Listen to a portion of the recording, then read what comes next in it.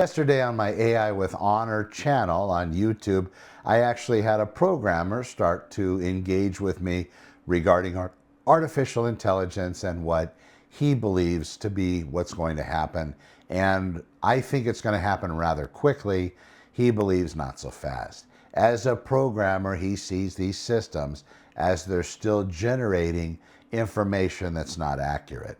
So all of these businesses that are now early adopters and going out there and talking to all these experts that are telling them all about artificial intelligence and how they'll be able to use it to move their business to the next level, they're all going to be in for a shock after they laid off and fired a whole bunch of employees in order to let AI take over, because AI won't be as accurate as the employees would have. AI doesn't have that outside the box thinking as a human being would when they react. Do I agree with him? I think it's interesting, and I think it's interesting because he's a programmer and he knows that part of the business, which I do not. The most I know about programming is maybe a little bit of basic code, basic programming that I was banging away on a little Sinclair TI-99 back in the late 70s. That's about all I know about it. However, I am watching as the world is embracing this, and I think there should be some cautionary rules put into place with regard to how these models are trained. What data do they have access to? Because you can train the thing on all bad stuff and then have it refine itself, run scenarios, and more than likely the synthetic data it's going to generate is going to be bad stuff. So we have to watch out for that. And the people that are developing these technologies do as well.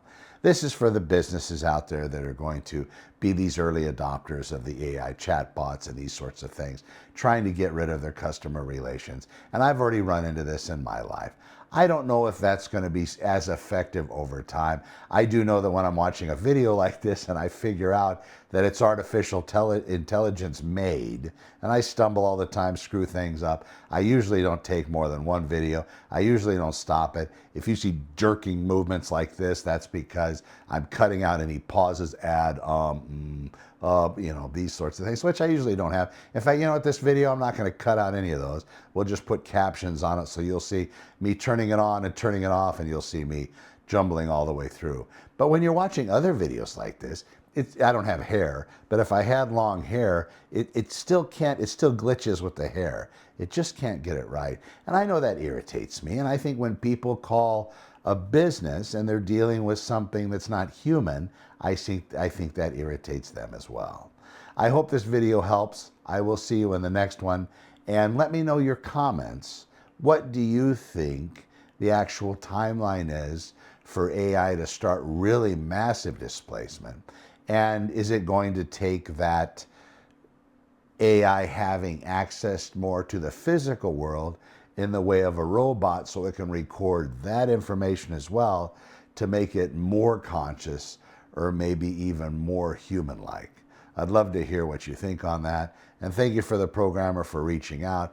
A lot of great information. It's really nice talking to somebody that knows that end of the craft, not just people like me that are screaming in the middle of the street, oh my God, we're about to end our own lives by creating something more powerful. Anyway, be well, watch out for yourselves, and let me know what you think.